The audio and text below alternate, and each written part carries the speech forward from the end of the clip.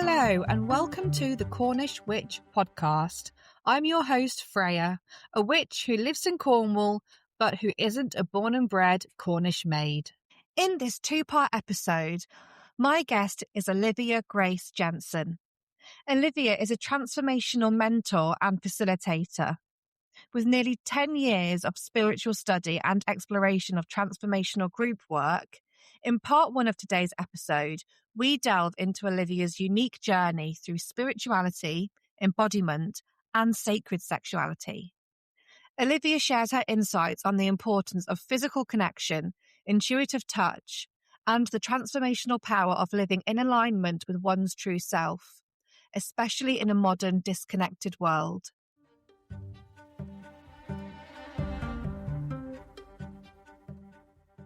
Olivia, welcome to the Cornish Witch podcast, fellow podcaster as well. So it's nice to meet another podcaster and to interview another podcaster on the show.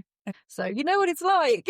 I do. So I'm really grateful. This is actually the first podcast I've done in person. Oh, really? So I've done, I think all of mine have been people that are either really far away or abroad.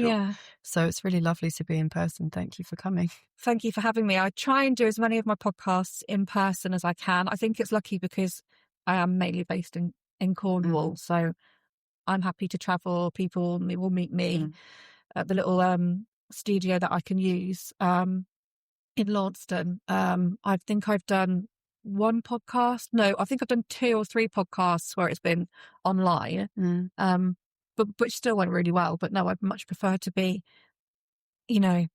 either in people's spaces, if they let me into their space, which is really, really special, and I'm really grateful, and just connect with them and connect with their energy, or just be in sort of the studio space that I can borrow. And then, I think it's just really important to have that sort of physical connection, it's just with other people in the room with you.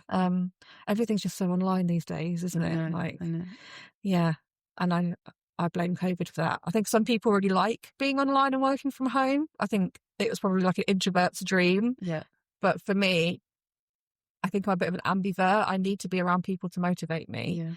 But if I'm working from home a lot, I feel just like I'm going mad and I get really isolated. So with this, I always try and make sure that I'm literally, meeting people in real life. And you get to meet my dog as well. And I got to meet your amazing dog who we've had to shut away. He's just so happy to see people, but he would be probably taking the microphones.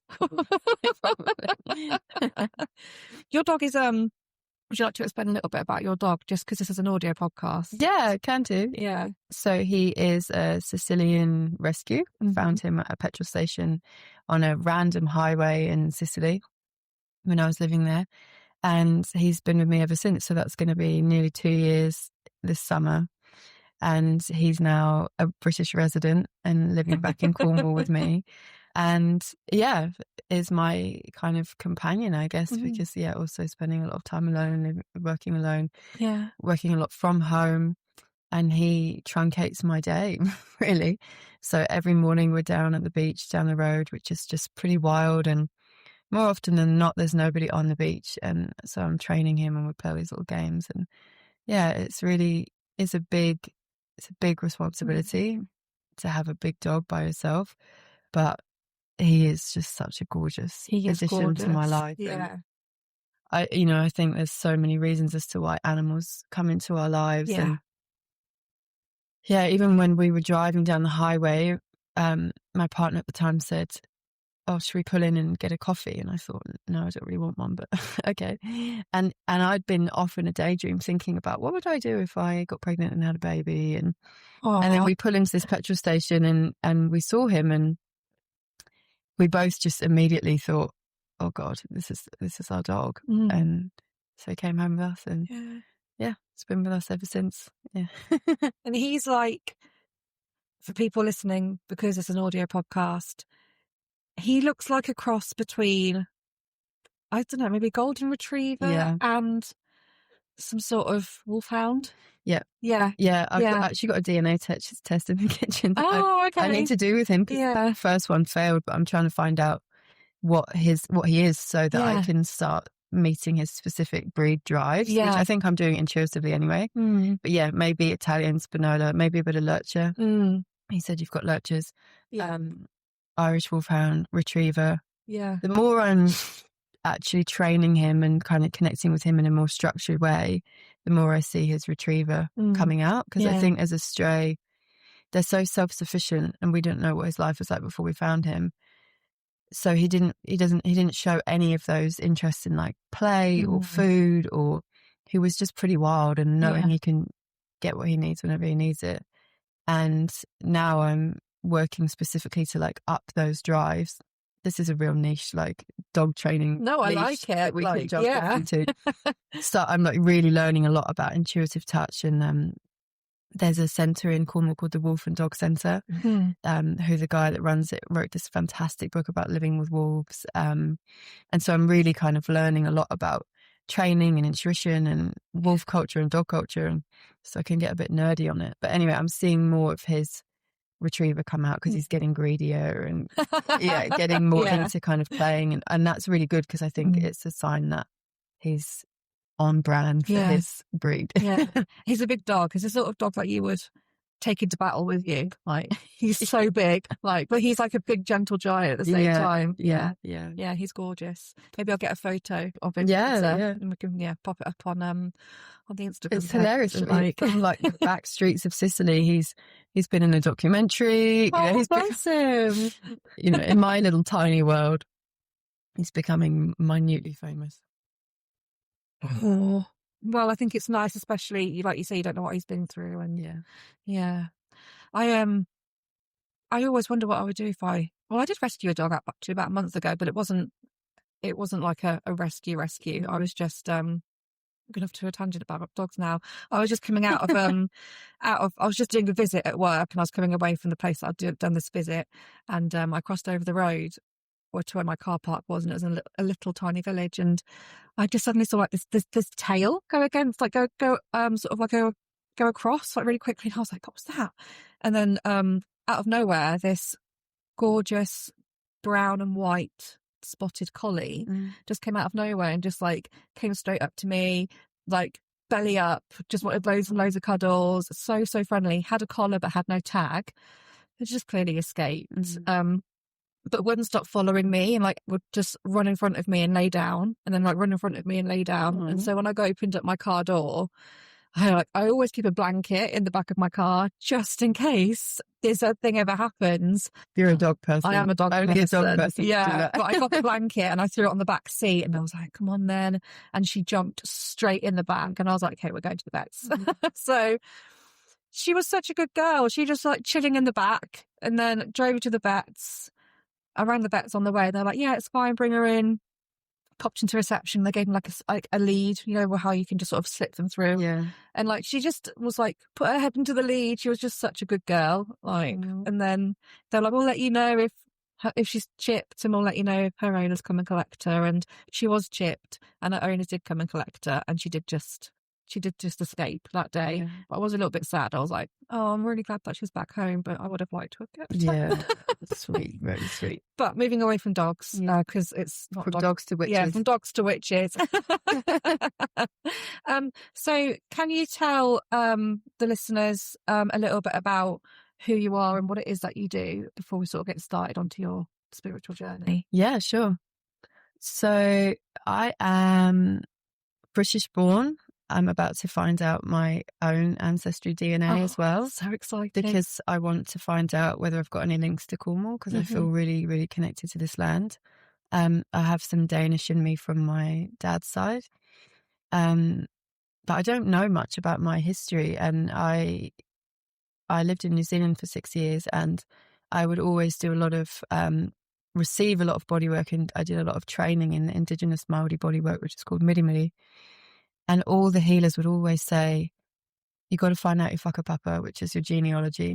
You've got to find out. And I had this one session with this woman who put her hands on my feet, and she was immediately like, you're a free spirit, you're this, you're that, and telling me all these things I already know about myself. And she said something about, you need to trace your whakapapa, because there was an ancestral woman that came over from the UK to New Zealand, and you need to learn about her. So I've always kind of understood in the back of my mind, okay, that side of who I am, I want to find out more about.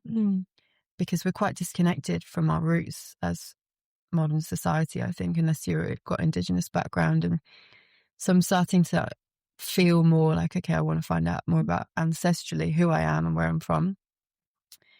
But I guess how I would describe myself is I feel like I'm a very passionate person, very spiritual person, very connected with this idea of soul and this belief that we all are human having a spiritual experience. And I really feel like freedom and beauty is what drives me. And I am mostly myself. I feel most myself in wild, expansive nature. Mm-hmm. So Cornwall suits me. Yeah. It feels a little bit like New Zealand, and that was such an intuitive call to move there. And I just kind of left my life and felt so at home and myself in such a yin, wild, beautiful landscape. And I really feel like landscape mirrors something happening on the inside. I'm very connected to my family, got a beautiful family, and I am a writer. I'm trying to own that more, that's a fundamental aspect of me. And then what I do, so I am a mentor and facilitator. At the moment, I'm holding events in Cornwall based on intimacy and connection and what I call the soul, which is really like the deep self or the true essence of who we are. Yeah. Maybe we'll get into that later, but yeah, I'm really passionate about people being who they really are and not having to wear a mask and walk through life pretending that we're something that we're not, and getting to the end and thinking, God, all that didn't matter anyway, and I wish I'd just been more true to myself. I would say embodiment and the body and sexuality and intimacy is a core thing that I'm passionate about, and like conception and pregnancy and womb work, and there's so much. Yeah. So much for us to go into, which is really exciting. I did a ancestry DNA test a few years ago, and I found it really, really interesting. I found it really, really helpful as well. There's still so much to go into and explore and learn, and sometimes you have to come away from it because sometimes you just can't see the wood for the trees, especially when you're doing your family tree. But yeah, I found it really, really fascinating. It's like mainly England, Scandinavia, Scotland, and a little bit of Germanic Europe. I've heard these things from my mum about, we've got some Spanish and we've got some this and we've got some that, and I think, do we? Like, how do we know this? Nobody really seems to know, so I'm going to find out. Yeah. Well, let me know what. It'll be interesting to find out what your results are, and especially what you're intuitively feeling as well when they come through. No, I could be wrong. Could be from Birmingham or something. I'm obsessed with the Peaky Blinders, so maybe that's why. Were you born in Cornwall? No, I was born in Buckinghamshire. Oh, okay. Yeah, that's where I grew up, and then I went to uni in Sheffield. Right. Studied history and politics, and then I moved to London. Lived there for about 4 years, and then I moved to New Zealand. Then I lived in Sicily. And now I'm in Cornwall. Oh, so this is your first time in Cornwall? Yeah. So I've never lived here before. Yeah, so this is all new. Yeah. Building friendships from scratch. Yeah. I've got old friends dotted around the country, but they're mostly like having babies and in a very different stage of life. And most of my really dear friends are from New Zealand, and then not necessarily New Zealanders, but everyone's kind of scattered in this global network I'm part of, which is amazing because I've got people all over the world, but also means that I was moving back here thinking, apart from my family, I don't know anyone down here. Yeah. But I've been so lucky in such a short amount of time. I've connected with some really gorgeous people. There's this woman that lives up the road who's just amazing. Yeah.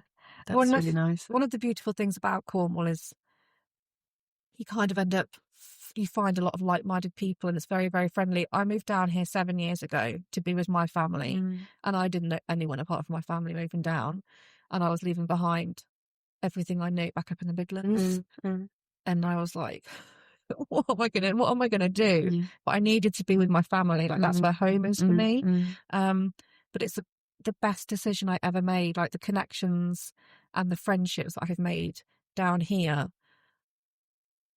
have been stronger and are stronger than what I had back home, because no one kept in contact with me. And I was making the effort to keep in contact with those old ties, and that wasn't being reciprocated. And I was like, why am I putting myself through all of this effort and a 4 or 5 hour drive, and it's not being reciprocated? And then I think in the last 7 years, I've learned to become more boundaried and stuff like that as well. And I've learned what not to accept when it comes to friendships as well. So it's taught me a lot. But yeah, it's the best decision I ever made moving down here, only knowing my family. Yeah, and I've just made some wonderful connections, and I'm sure you'll continue to do so. Yeah, and also I think as you get older, and I've gone through such a massive change in the last 7-8 years.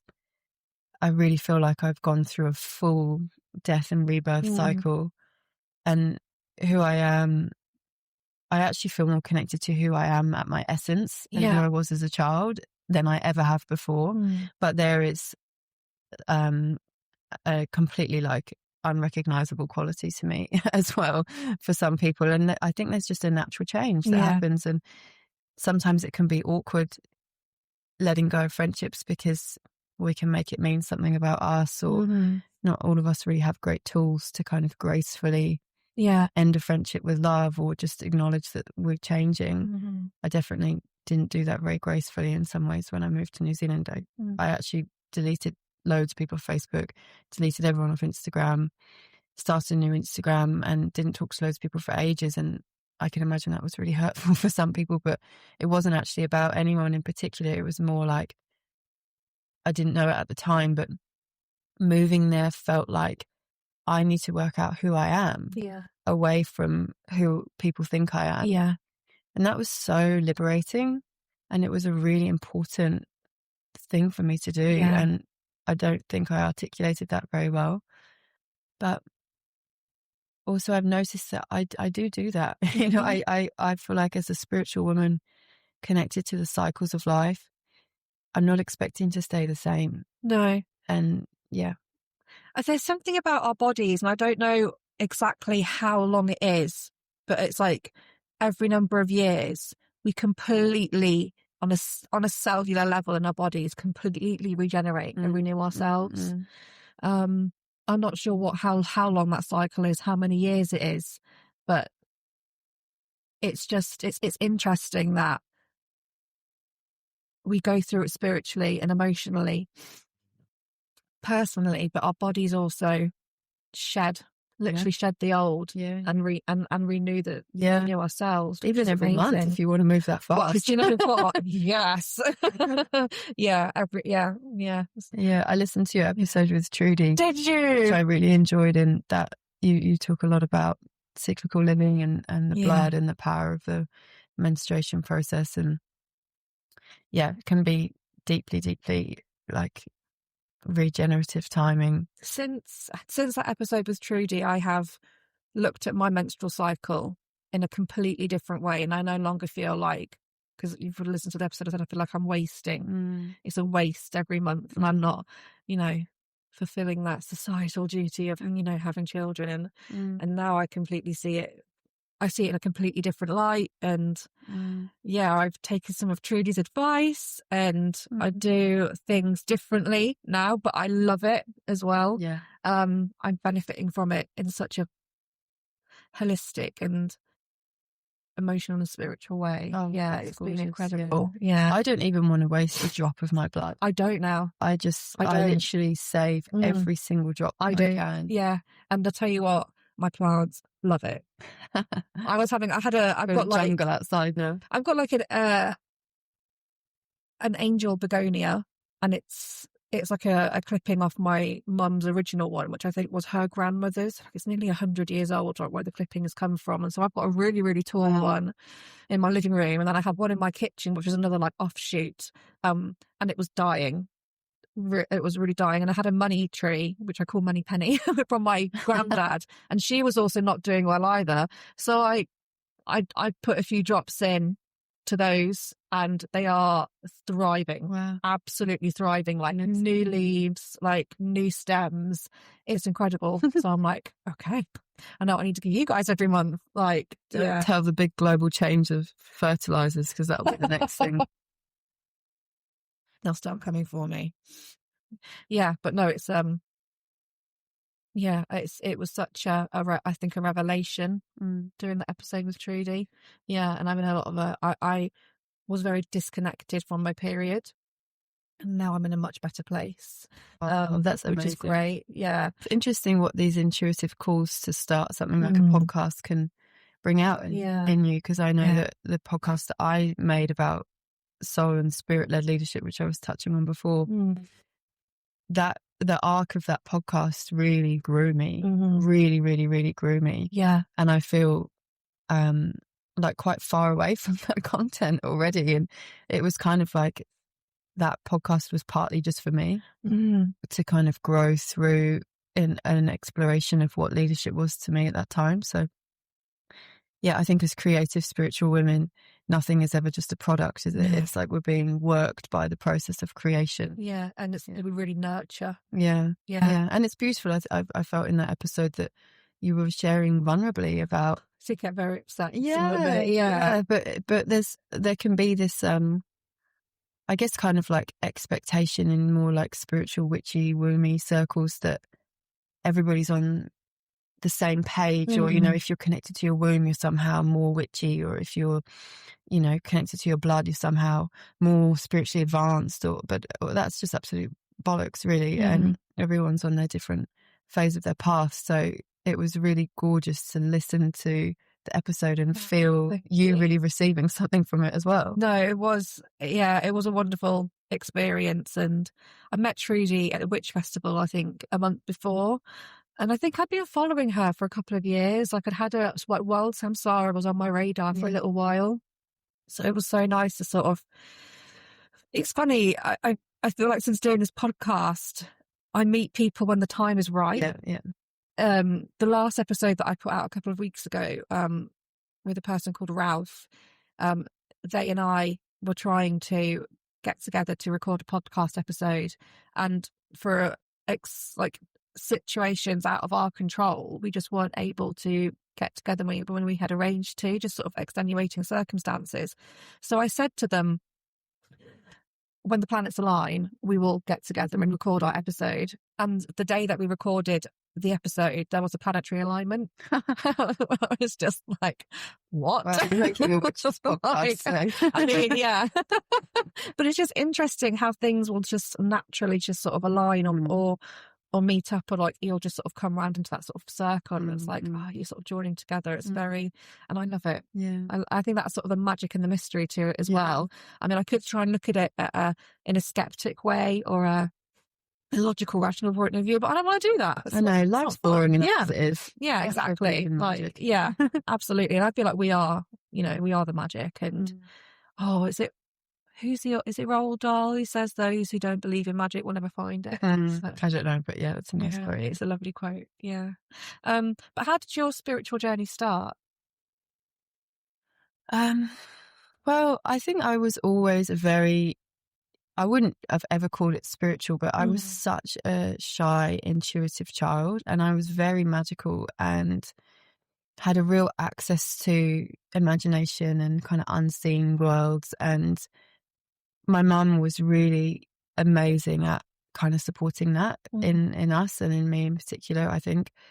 And I was very, very, very fortunate to I feel like the way my mum raised me was and my dad, but I think it was more my mum, like really supporting the kind of natural essence of who I was when it came to creativity and intuition and exploration. And she would take us to National Trust houses and gardens and castles, and I remember going to Windsor Castle and all these different castles, and we'd kind of had these day outs, and I just remember feeling so connected to magic and history. And me and all my sisters had these kind of like very niche interests in like the Tudor time. Yeah. And there was a couple of books that I remember reading, because one of my favourite things was to go to the library every week, or I remember going to Waterstones and there was a Costa upstairs and I got to choose some books and then I'd go and have a hot chocolate. And it was like I just dived into all these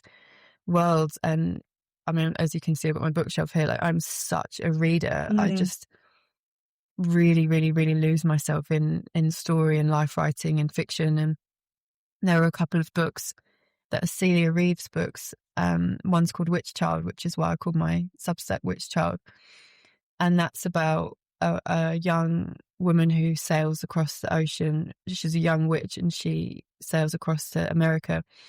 And it's the time of the witch hunts. And so she's writing her story and she weaves it into a quilt and then it gets found. So it's based on a true story, but it's a fiction book. Anyway, so these kind of books really charted my upbringing, I think, and really helped me see myself in the way that I see myself now, with more self-awareness about the more kind of like spiritual witchy sides to me. But I would say my kind of spiritual path in a more tangible term, like way, kind of took off when I left London and moved to New Zealand. And I was really quite unhappy in London and feeling like, God, this just isn't really me, you know?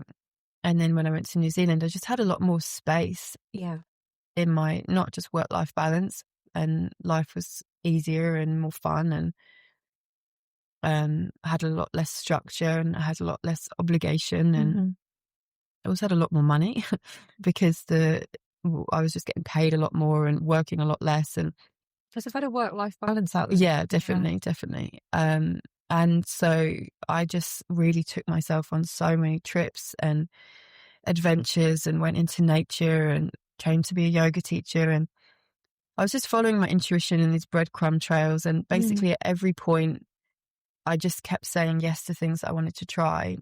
And I just had this huge awakening time, massive. And it was precipitated by everything I'm saying, and also some really, really intense kind of awakening connections with people. I'm a Libra soul. So for anyone that knows about astrology, the Libra initiates through relationship. It's kind of inevitable.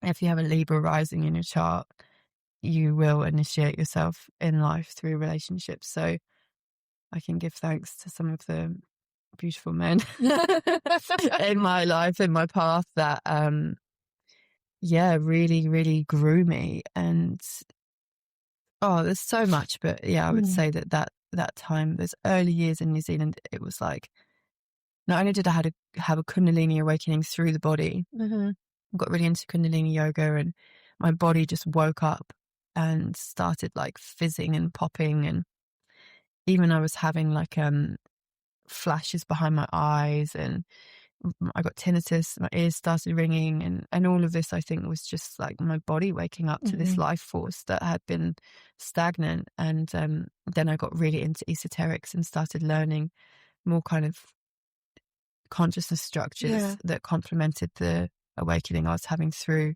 my sexuality, through my body, through the yoga. And then the lid blew off, really. Yeah. It's interesting when you say you started seeing flashes behind your eyes. I go to a sister circle, and when I was out on Thursday, we did breath work, and we did something called the bee breath, which was when you breathe out, you hum, but you plug your ears as you do it. So your body resonates everything, and you turn yourself into like a singing bowl. And as I was doing it and the resonance gets deeper and deeper, I started seeing like flashes of like electric blue behind my eyes. And then I had to come out of it, and I was like, oh my God, was that really loud? And they were like, no, it wasn't really loud at all. And I was like, that felt really loud to me. It was just incredible. But to have that reaction and see the colour as well. I was like, did anyone see colour? And like one of my friends was like, no. And I was like, okay. But it's awesome when your body, I'm probably not as in tune with my body as I could be on a spiritual level. But when I do get those little flashes of it, it is wonderful. Oh yeah, it's like I feel like quite nostalgic in this moment of those early days, because part of me was thinking, what the fuck is happening to me? And I was really angry a lot, and like raging, and didn't really know where to channel a lot of this. And luckily I had two friends in my life that were older than me, very, very, very very witchy, and not necessarily on the kind of stereotypical what you'd think of a witch, but very attuned to magic and their own intuition and guidance, and they really held me and supported me through this time. And the Maori bodywork and healing that I was experiencing a lot of, that was also a real anchor point, because I got really interested in energy, and I just kind of started to see myself as I always knew I wanted to be a life coach of some sort, but I ended up working in government for nearly 10 years, and I got to the point in my government career in New Zealand where I just wanted to kill someone. And I just felt like I'm not having any impact from behind the desk. You know, I just really felt so frustrated. And all of this was leading me towards this kind of awareness of, actually, I have the capacity for healing in my hands and also in my consciousness. And I just was so thirsty for knowledge. I think that's always been something very, very particular, not to me like I'm special, but it's been a hallmark of my life, is that I am very hungry. Yeah. And I always want to be further forward than I am. I've got lots of Capricorn in my chart.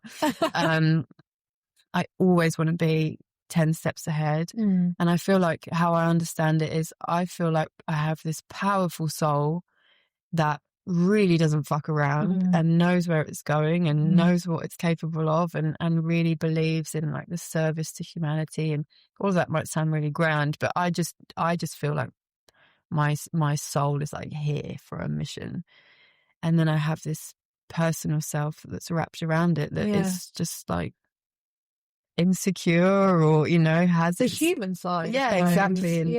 And can only move at a certain pace and doesn't want to like race forward and blow all its circuits. And so that's been a dance always, and that was really playing out in my path, until I finally reached a point where I felt like, okay, I'm in the right place now. I was searching for always for people where I felt like there's real resonance.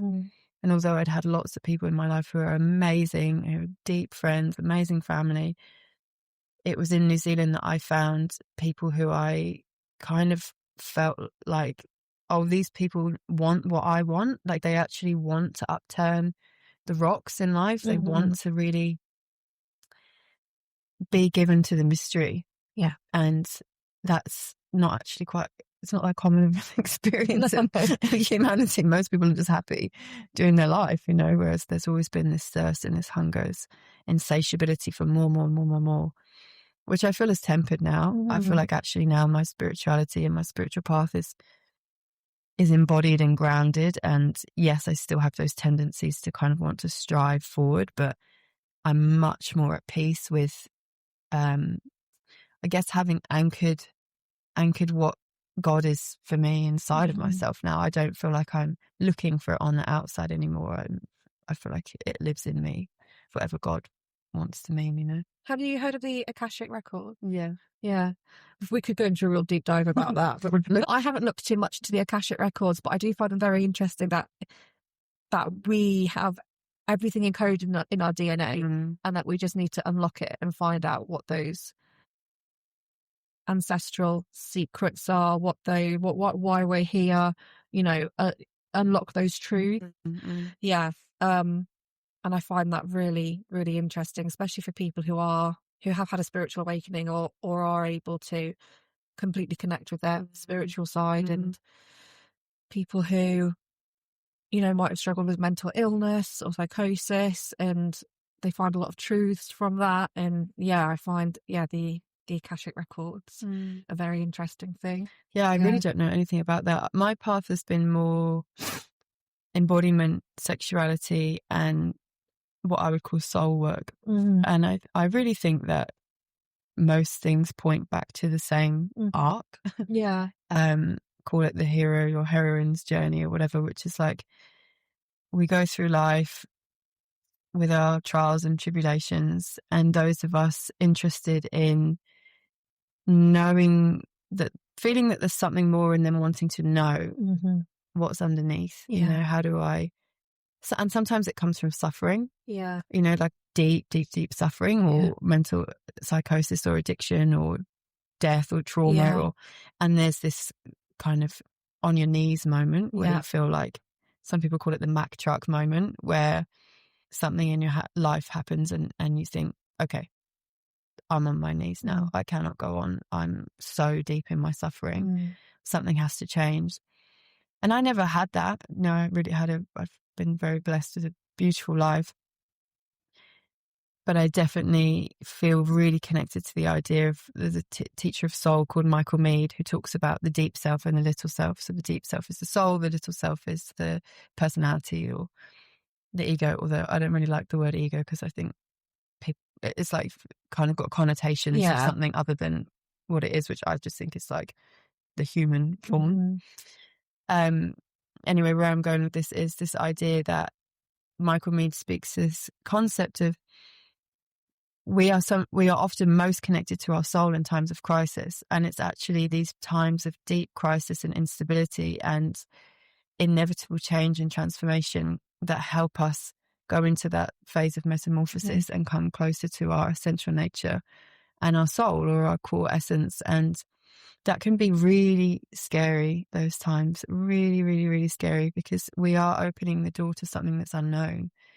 And that, I feel like that's what's happening collectively. We're in this time of massive upheaval. Structures that have held us for so long are completely crumbling, or people are seeing them for what they are. But there's no obvious blueprint forward. And so, we're in a time of great instability, like collective uncertainty, financial sucking in of the asshole, and feeling like it's just the 1%ers that are really getting me these days. Like, everyone is suffering, and that 1% are just fine. And I just feel like there's no. It's not a down paying system. It's not. I just feel like everything goes up to them, and it just it just infuriates me. I know. Like, but this is really why I do what I do, is because I really believe in self-leadership and soul-based community, and people having deep roots with people that they love, that don't have to be family and friends. It can be allies, neighbors, people on the path, the people we live with. And instead of, because the world is so globalized now, it can be terrifying. We're all like saturated with so much information and things that I'm sure like people listening and everybody knows, we're digesting and receiving too much information for us to process. It's too overwhelming.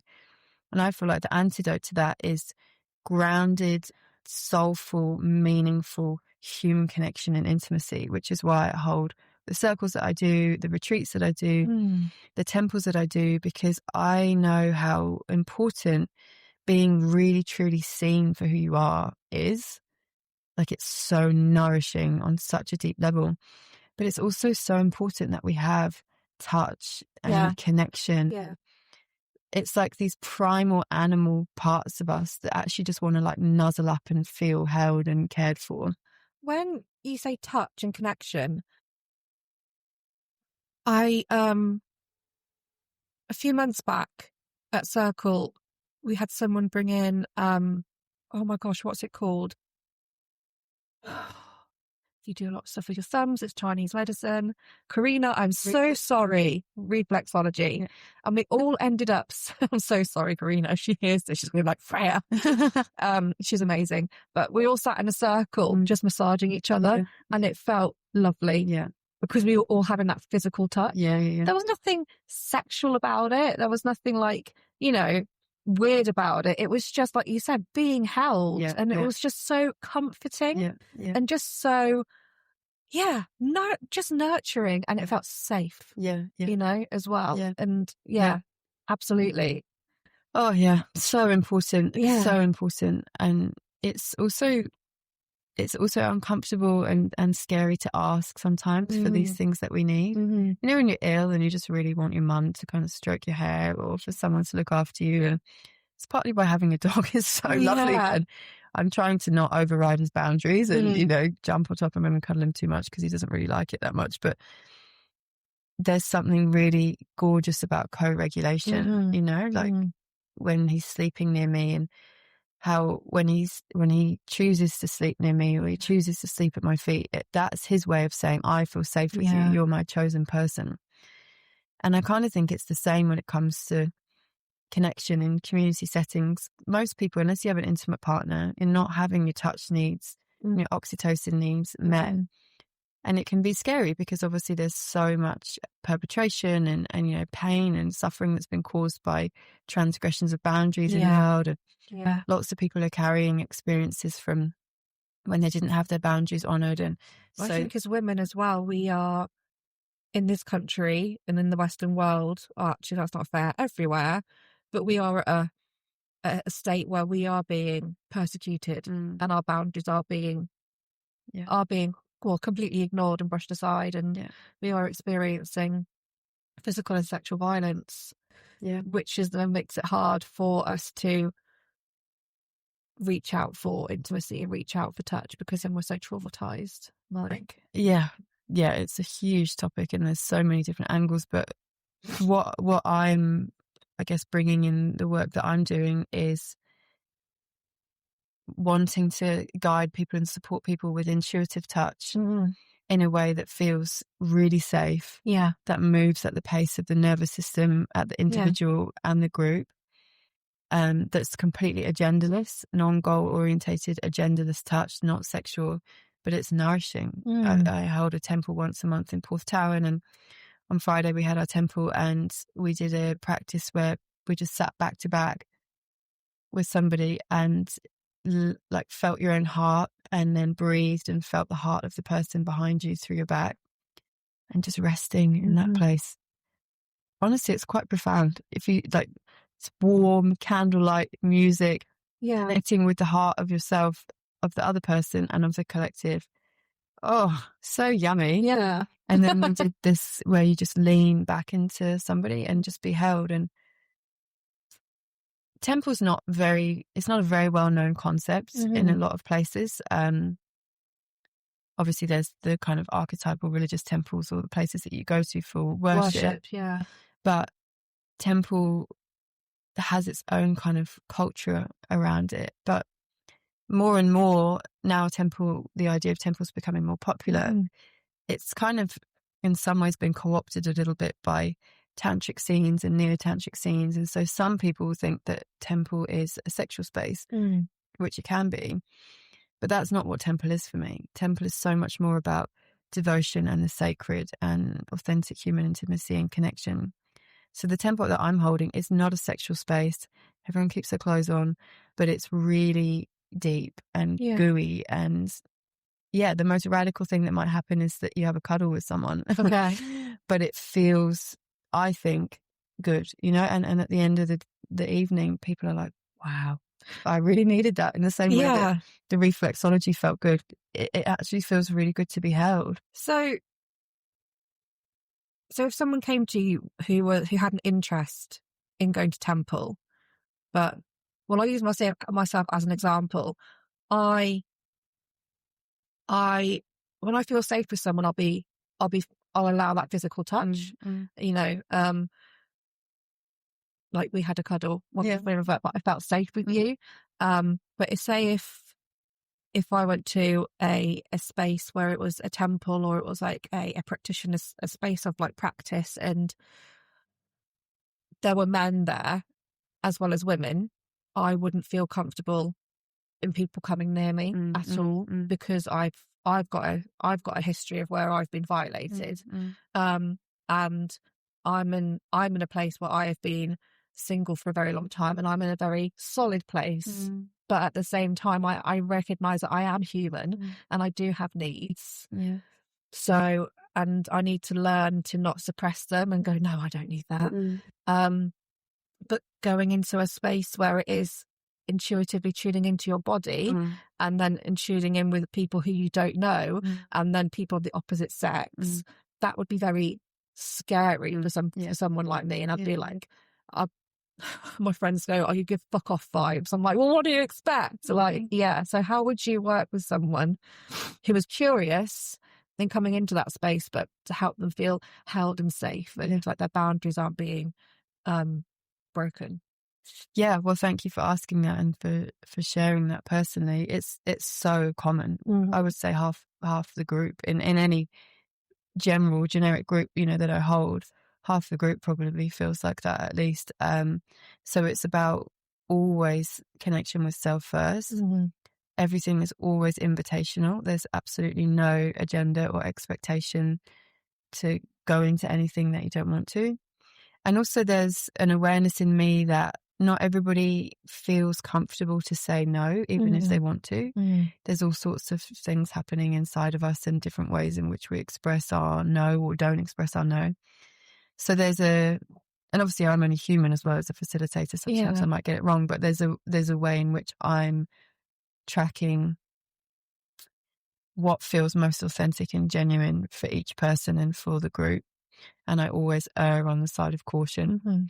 For example, I've held 5 temples, and because this is a new space and I'm a new person to the area and temple culture is new down here, I've been very slowly moving towards what could possibly potentially happen as a group. And it's taken 5 temples at the end of the last temple, there was a group cuddle. And I didn't feel anyone up for it before. And I've got no agenda, I don't actually really care whether people touch each other or not. Like, it's not really, if I have no, like, this is what temple is or this is what tonight should look like. It's more like I'm feeling intuitively what's the most authentic, supportive, empowering, nourishing, genuine thing that can happen between this group of people tonight. And sometimes it's completely individual, everyone on their own mat in their own journey. Sometimes it's chatting in dyads or sharing with one other person. Sometimes it's a little bit of like arm stroking or asking for what you need, but it's always about inviting people to move at their pace. Yeah. And everything's invitational and knowing that there's nowhere to get to. And it can take a very long time for some people to feel comfortable in a group space. Yeah. It's not a normal thing. It's not a thing that we're experienced at in our society. Being vulnerable, being open, being in our hearts, being in our bodies, in a group of strangers. It's pretty radical. It's interesting because I'm just thinking back and thinking of different cultures, and you're from well, I say you spent 6 years in New Zealand, but years ago I worked at the Edinburgh Fringe Festival, like 10, 12, God, it was such a long time ago. And the majority of people who work as technicians at the Fringe Festival come over from Australia and New Zealand. Techies. Yeah. And I remember being backstage. We had a big sofa backstage, and I just remember not feeling very well. I felt a bit sick. I had a headache. I was probably hungover. And I had these 2 people. One was, oh God, I can't remember their names. I'm not going to say their names for their privacy. And also, I haven't spoken to them like over a decade.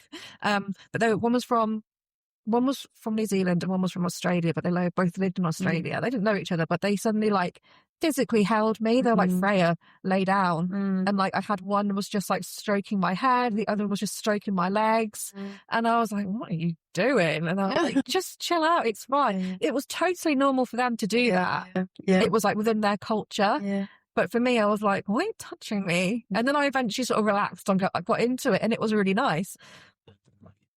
Did you notice that being over in New Zealand or being in like, yeah? We are very British, aren't we, in our sensibilities? We're so British, yeah. We're all a bit stiff and uptight, I think. I would say that what's called Pakeha, which is white European New Zealanders, I would say they're pretty similar to us. Obviously, generationally and culturally, they are often Scottish, Irish, Welsh, English by ancestry.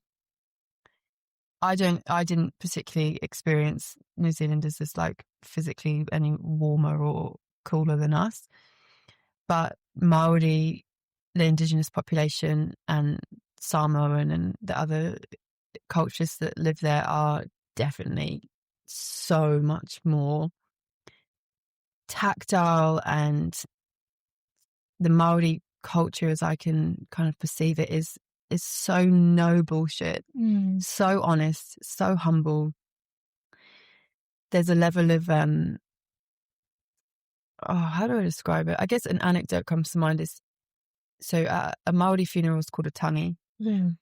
And I mean, I'm not an expert by any means, but I did work in the care and protection system, and I did have a lot of exposure and working alongside Maori communities, Maori people. And also, as I've mentioned a few times, I was really into this body work and learnt from this woman who is still, I would say, one of the most impressive, if not the most impressive, spiritual teacher and inspiration that I've had in my life. This woman's literally building an army. She's incredible. She's really putting the Maori indigenous culture of bodywork back on the map, because there's all these suppression acts that happened, and during colonization, a lot of the kind of inherent practices to their culture were trampled on, and all of that other stuff that happens. I'm losing my train of thought. Where was I going with this? Tactile. So I think it was her that shared that if you go to a tangi, if you're not grieving enough, the elders, or you're not like really feeling or accessing your grief, the elders will hold you and keep you there until you go there emotionally, until you like wail and really let yourself go. And I don't know whether that's the case, obviously, for everyone, but that's an anecdote that sticks out. So I think there's something in the Maori culture that's just inherently much more upfront and much more welcoming of humanity, and like touch and the kind of warts and all aspects of all culture.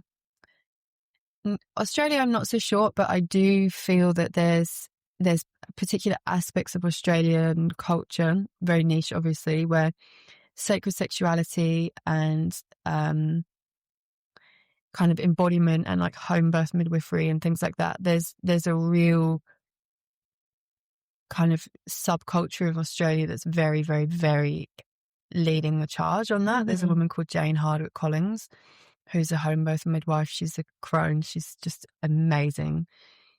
She's a leading kind of global figure in this movement. And so I don't know whether I could say it's the same for all Australians and New Zealanders by any means, but I do feel like there's pockets where, for whatever reason, like a culture has mushroomed and becomes so much more normalized, where touch and embodiment and like doula-ship and I even before I moved to New Zealand, I've been following people from a particular area of Australia called the Northern Rivers for maybe like 15 years, and I went there a couple of years ago and just felt like, wow, in a parallel universe I live here, because there were people from that place.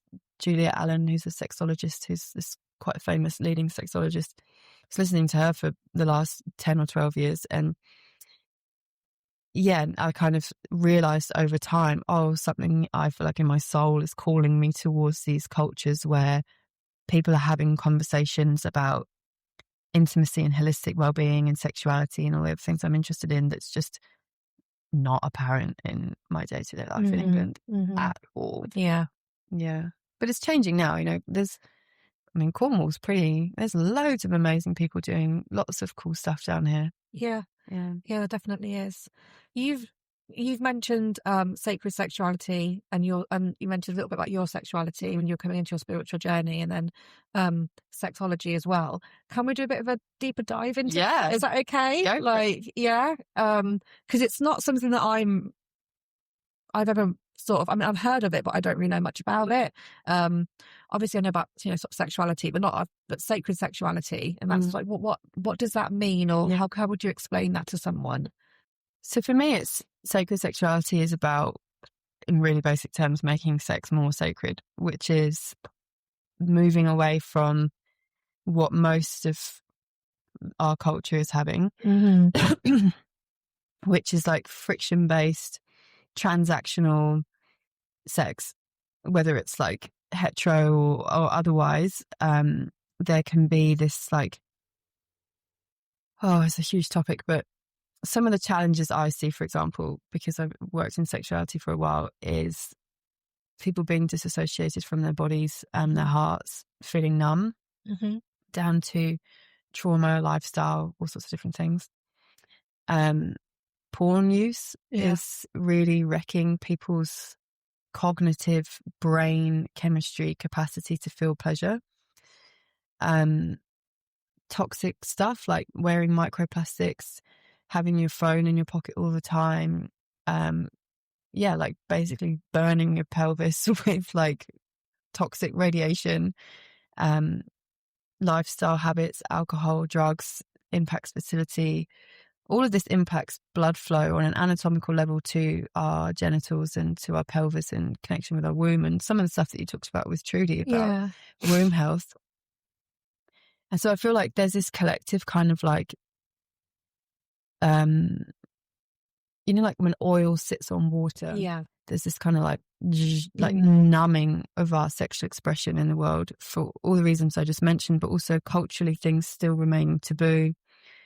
It being challenging to have honest conversations with someone, even if you love them, about your needs and what you want, and people feeling like a weirdo if they have a desire for something that's a little bit left of center, or all of that like can keep sexuality in a box. But for me, sacred sexuality is about liberating this stuff and coming into deeper connection with your heart, connecting your genitals and your heart. So there's not this kind of like, for example, like lads about town just going out on the prowl and having sex with as many people as they want, or even one person, and there's no love there. Even if it's trans person, you don't have to marry that person, but it's just a trade and exchange thing. There's nothing wrong with that if that's what you want. But when your body and your heart and your whole being is connected to this idea that sexuality can be more sacred, that the space you make love in can be beautiful, that the feeling of touch can be more intuitive, that you can check in before about boundaries, your history. What do you want? What do you need? How would this feel good to you? I think sacred sexuality is also about widening the spectrum of what sex is. It's so not just about genital touch or connection. It's like the way that we exist with each other, the way that we speak to each other, the way that we create beauty, the feeling behind it all, the aftercare. It's just, I think, about bringing a lot more consciousness, care and heart to an experience of sexual connection or intimate connection in any form. And there's also a real spiritual aspect to it as well, which is being able to merge with someone sexually and have this incredibly intimate experience with someone. It can be quite a holy experience and a very empowering, very initiatory experience to feel like, as a woman, for example, to feel your body honored and loved and held and touched in a way that we all maybe crave but don't know how to ask for.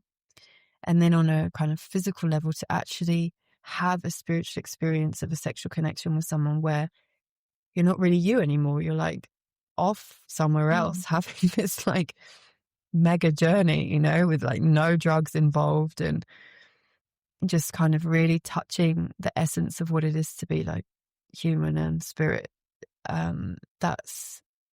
That's a really gorgeous experience. And I feel like I was often, when I was younger, feeling like this is not the sex that people are writing love songs about. This is not like transcendental. This is like good at best. And I really, really wanted to know what it was to have the kind of lovemaking that people really write songs. Yeah. That's portrayed in. Yeah. And I think I'm just such a romantic. Honestly, I'm such a sucker for romance and love. But I mean, my experience is it's totally possible, and it's so not about quantity. It's like quality and caliber. Like I would rather have one, like gorgeous experience of conscious, deep, meaningful connection than lots of little like treats at the buffet kind of thing. And that's what everyone would have a different way of describing it, but I guess that's what sacred sexuality is to me. So have you worked with couples and individuals and helping them with their sacred sexuality? Yeah. How does a would you call it a therapy session? It's not traditional therapy. So I call it therapy, but it is very therapeutic in ways.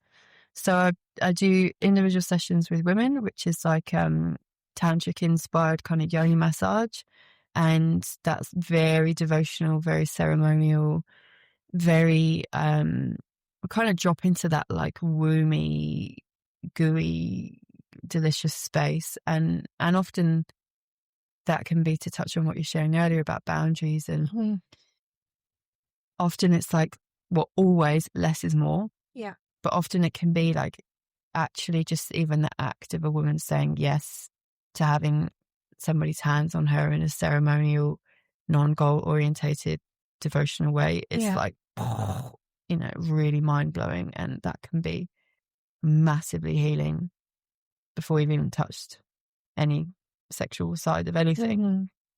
I did tantra massage with men for a long time. I don't do that work anymore. And yeah, with couples, which is, I love working with couples, and also around pregnancy and conception, and helping people maintain that intimacy after they have a baby or in preparation for having a baby. And so much of it is like winding back any sense of trying to get somewhere, and actually dropping out of the mind or out of expectation or out of story, and just it's so simple, like just being present with our human experience in the body.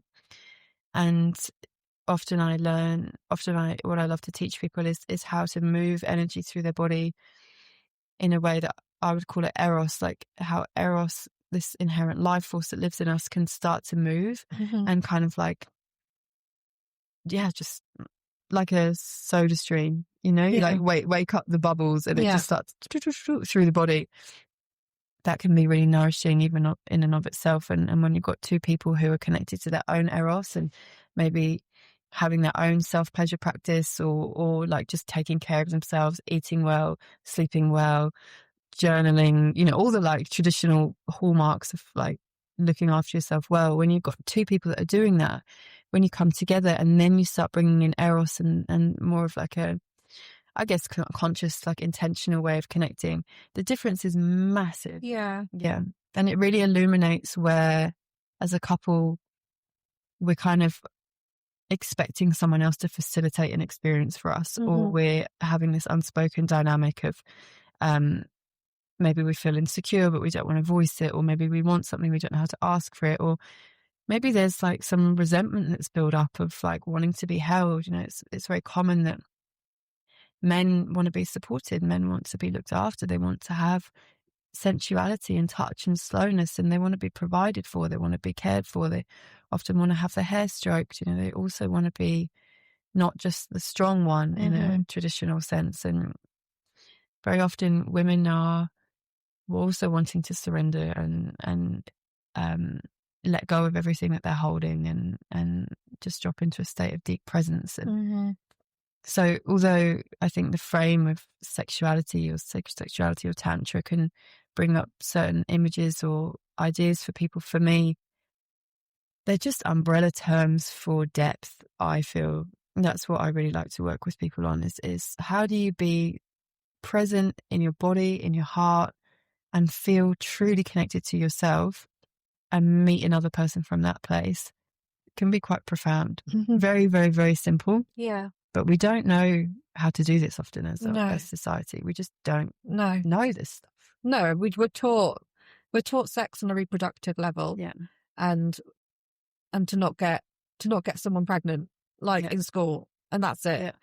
That Mean Girls quote. Don't get chlamydia and die. Yeah. It literally is that. And it's not really talked about. I don't know if schools are changing. I mean, I don't really think they are changing, but I think, even the concept of consent is very mixed and blurred. Yeah. Especially with young people.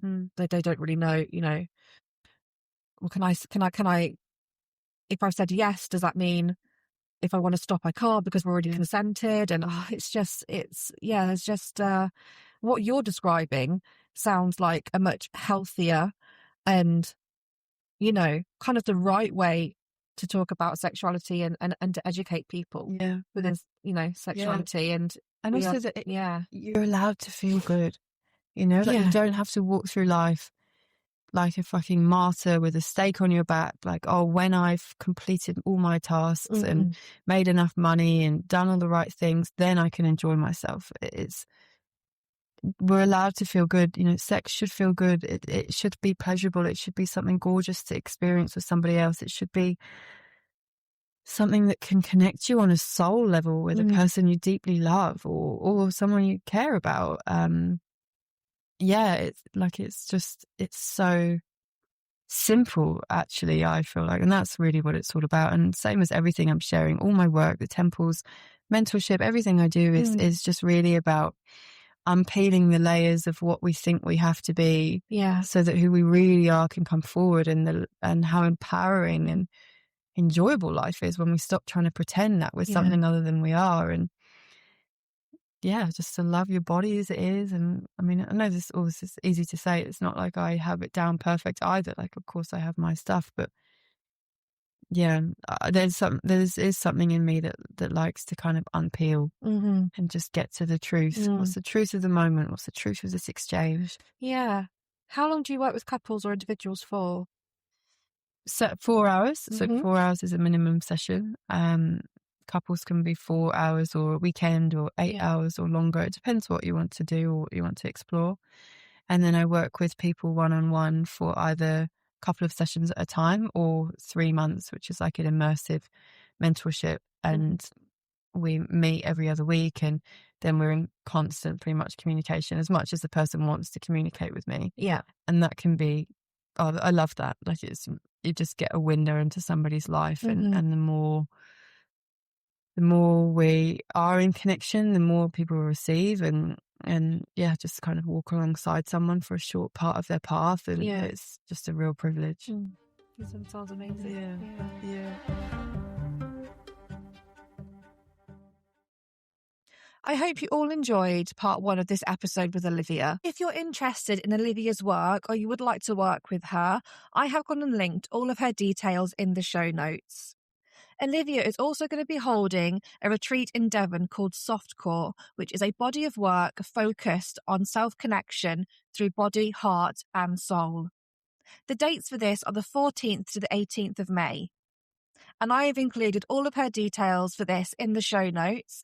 Be sure to join us next week in part 2, where we continue our conversation and discuss personal growth, self-awareness, compassionate leadership, and a need for organisational change to embody personal growth and authenticity. Let's move on to our Witch Weekly events, where I let you know what witchy or spiritual events are happening in and around South Devon and Cornwall. Starting with local covens that are seeking new members, so if you're a solitary witch looking to join a coven, this might be for you. Ros and Booker, one of Cornwall's longest established covens, hold meetings in North Cornwall and the Devon-Cornwall border. Applicants are welcome to introduce themselves via email and can visit their website for more information. The Cunning is a witch and occult shop based in Plymouth. They currently hold the Coven of the Sacred Grove. They are a diverse group of witches from different paths that come together to learn and support each other. Within their coven, they break the year down into 4 seasons.